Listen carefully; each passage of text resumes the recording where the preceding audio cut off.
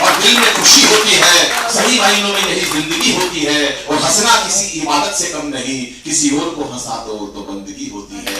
कितनी टेंशन हो गई जमाने के अंदर, टेंशन में बैठा आदमी और खाम खा के टेंशन लिए ढूंढ रहा है, कोई काम नहीं है। मान लो अनिल जी आप सड़क पे जा रहे हो, टेंशन देखो कैसे मिलेगी। आप सड़क पे जा रहे हो, आप रहने तो आप चेयरमैन हो सकते, मोला जी बोल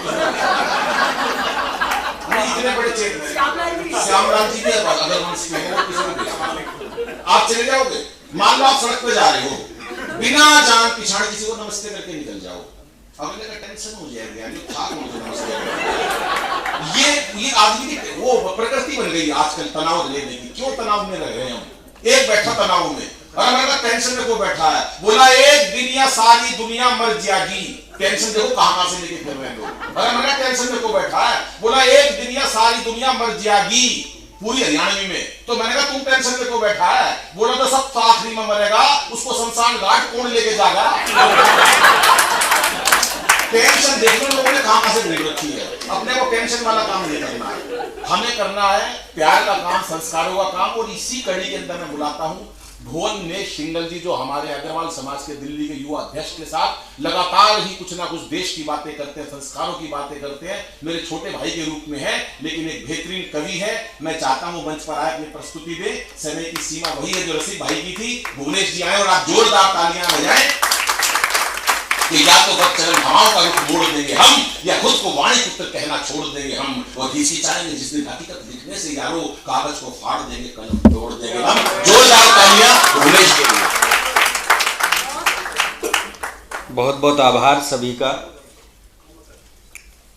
विधानसभा के अध्यक्ष समक्ष बैठे हैं, उनके समक्ष कुछ बोलना और उनका सुनना हम लोगों के लिए निश्चित रूप से साहित्य के लिए, कवियों के लिए गर्मा की बात है कि उस विधानसभा के अध्यक्ष, जो विधानसभा दिल्ली विधानसभा देश की राजधानी का प्रतीक है, उस विधानसभा का अध्यक्ष यदि सामने बैठकर कवियों को सुने तो निश्चित रूप से कहीं लगता है कि हम कविता के इस सफर में सफल हुए। क्या बात है। अनिल मित्तल जी लगातार बड़े कार्यक्रम करते रहे हैं सतमोला कवियों की चौपाल के माध्यम से। एक ऐतिहासिक प्रांगण, आदरणीय रामनिवास जी ने बताया किस प्रकार से यहाँ क्रांतिकारियों के कदम यहाँ पड़ते रहे। निश्चित रूप से यह वो पवित्र भूमि की जिसकी पावन माटी को अपने मस्तक पर धारण किया जा सके। यदि उस भूमि के अंदर, उस पावन स्थल के अंदर हम लोगों के यहाँ पर उपस्थिति हुई और कुछ कहने का अवसर मिला है, तो मुझे लगता है कविता की इससे अच्छी सार्थकता नहीं हो सकती, शब्दों की इससे अच्छी सार्थकता नहीं हो सकती कि हम उन क्रांतिकारियों के प्रति अपने कुछ शब्द कह सकें। राष्ट्र के एक महान नायक के ऊपर एक कविता कहना चाहता हूँ। भगत सिंह के ऊपर बहुत सारी कविताएं लिखी गईं, लिखी जाती रहेंगी, मगर बच्चों के जीवन में एक अच्छा संस्कार कैसे दिया जा सके। एक कविता भगत सिंह के ऊपर मन है कि इस ऐतिहासिक प्रांगण में कहूँ। कहीं भगत सिंह का आगमन भी इस प्रांगण में अवश्य हुआ होगा, जैसा रामनिवास गोयल जी ने कहा है। एक कविता उसके ऊपर, मगर उससे पहले 4 पंक्तियां अपने आराध्य भगवान श्री राम के चरणों में समर्पित करता हूँ। ये मेरा सदैव प्रयास होता है, पहले अपने प्रभु के लिए 4 पंक्तियां कहें और फिर उसके बाद हम अपने काव्य पाठ का प्रारंभ करें। आह्वान की पंक्तियां भगवान श्री राम से। आह्वान क्या है कि राम के दीवाने बनो। आप सब लोगों से निवेदन करता हूं, आह्वान करता हूं कि आप लोगों का लक्ष्य क्या है, आप लोगों को क्या करना है, इस राष्ट्र के गौरव को कैसे हम प्राप्त कर सकते हैं। जब बातें चली तो राम के लिए 4 पंक्तियां कहता हूं कि राम के दीवाने बनो। आह्वान की पंक्तियां हैं कि राम के दीवाने बनो, प्रेम के खजाने बनो, राम राम राम राम राम गुण गाइए। राम के दीवाने बनो, प्रेम के खजाने बनो, राम राम राम राम राम गुण गाइए। दिलों में बसा के राम, होंठों पे सजा के नाम, जीवा में मधुरता के स्वाद को जगाइए और फिर देखो मेरे राम कर देंगे सारे काम। एक बार राम जी का ध्यान तो लगाइए, एक बार राम जी का ध्यान तो लगाइए और सबकी है शान राम मेरे भगवान राम। राम जी का काज यही राम राज लाइए। और ये राम राज्य आएगा कैसे?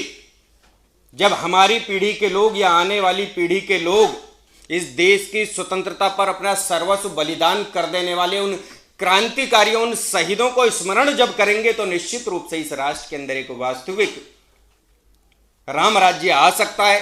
एक कविता भगत सिंह के ऊपर कहता हूं कि भगत सिंह और उनकी मां का संवाद देखिए कि एक बार की बात भगत यूं अपनी माता से बोला।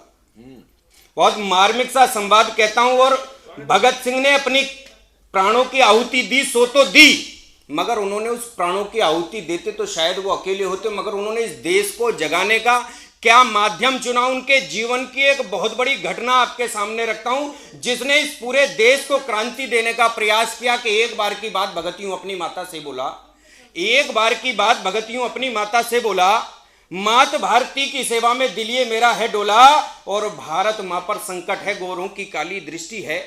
भारत मां पर संकट है गोरों की काली दृष्टि है, तार तार है आंचल मां का गम की ओला वृष्टि है।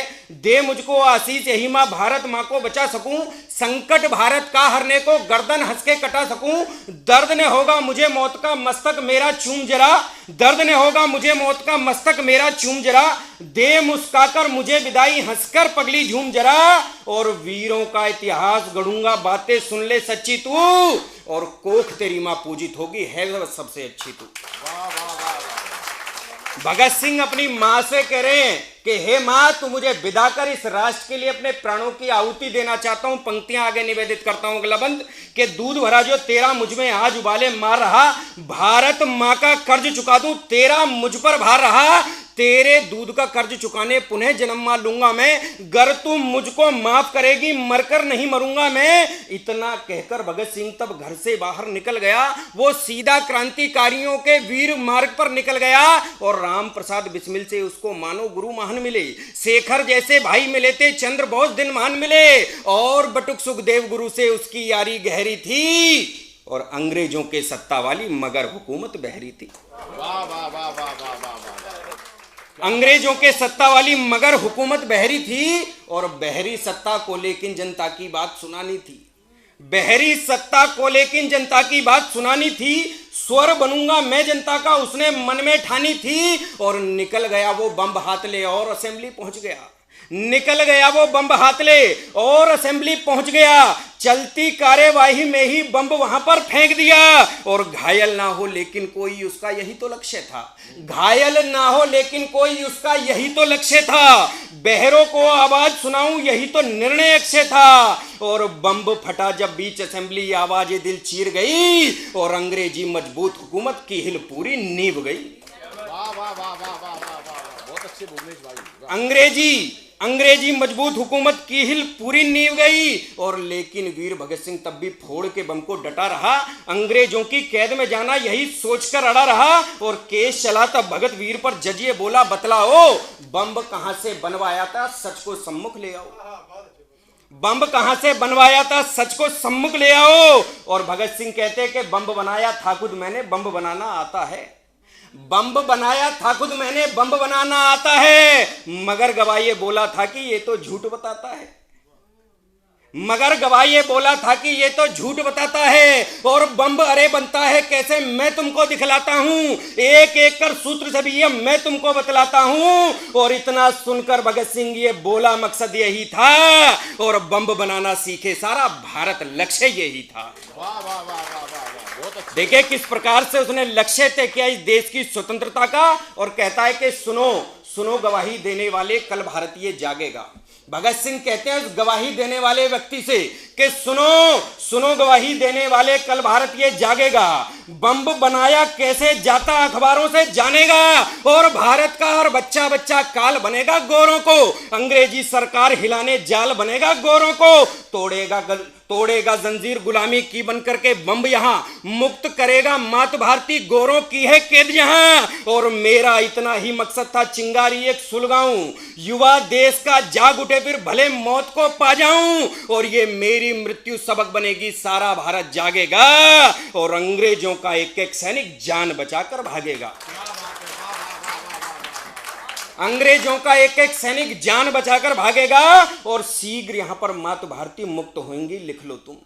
भगत सिंह कहते हैं कि शीघ्र यहां पर मात भारती मुक्त होंगी लिख लो तुम। यह मृत्यु मेरी सीख बनेगी बातें मेरी लिख लो तुम। एक क्रांति भड़क उठेगी नौजवान सब जागेंगे, दंश गुलामी का धोने को रक्त तुम्हारा मांगेंगे। और अरे फिरंगी जज तू सुन ले माफी ना मैं मांगूंगा।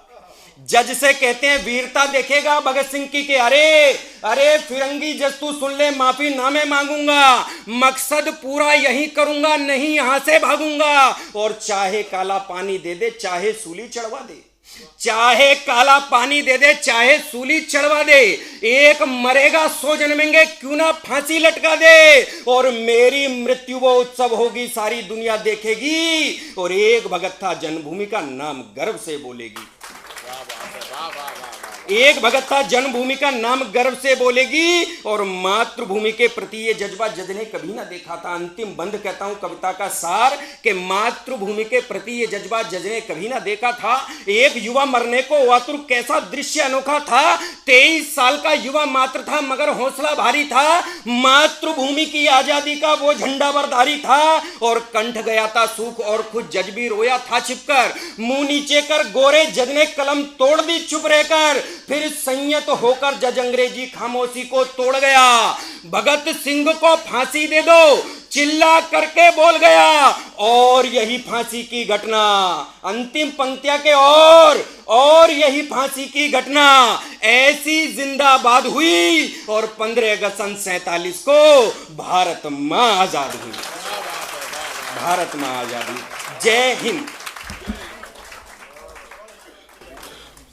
भुवन ने बहुत ही शानदार काव्य पाठ किया। और यही परम आदरणीय रामनिवास जी या सतमोला के चेयरमैन यही चाहते हैं कि हम काव्य के माध्यम से अगर हास्य करें तो देश की बातें भी करें।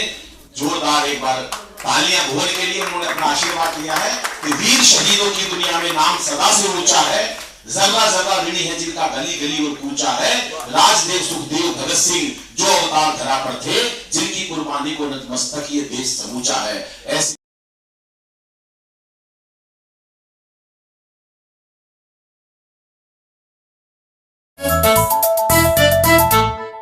जितना जी में आए खाओ, बस खाते ही खाते जाओ। डरने की क्या बात है जब सतमोला साथ है। टेस्ट है इसका सबसे निराला, हर दिल पर जादू कर डाला। स्वाद स्वाद में जमकर खाया, सतमोला ने खूब बचाया। खाने से गलता है क्या?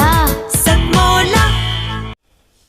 एक छोटी सी कविता के माध्यम से, आज कविता मुझे बहुत प्रिय है। उधम सिंह काम्बोज जब लंदन चले गए, जनरल डायर का वध कर दिया, बदला ले लिया। उन्होंने जो परिस्थितियों में गए थे वो एक अलग विषय। स्कॉटलैंड में उनकी समाधि बनी। उस वक्त जिस दिन उनको फांसी दी जानी थी, वो कालकोठरी में बंद थे। उनके मन में क्या विचार आए होंगे, क्या सोचा होगा उन्होंने। काले जी कुछ पंक्तियों में उनको मैंने लिखा है। ओ पवन तुम आज जाना, अभी जाना, मेरे भारत देश जाना। तू आज इतनी चंचल क्यों है, तू आज इतनी शीतल क्यों है। माना मैंने चाहती हूँ मेरे जख्मों पर मरहम लगाना। अगर है इतनी हमदर्दी मुझसे तो ओ पवन कुछ ऐसा करो। सांस बन मेरी सांसों में मिलो, मूरत बनी माँ की दिल में मेरे, तुम पहचान जाना, पहचान जाना। क्या बात है, वाह वाह वाह वाह। चंद्रवदन मधुर हसन कमल दल विहारिणी।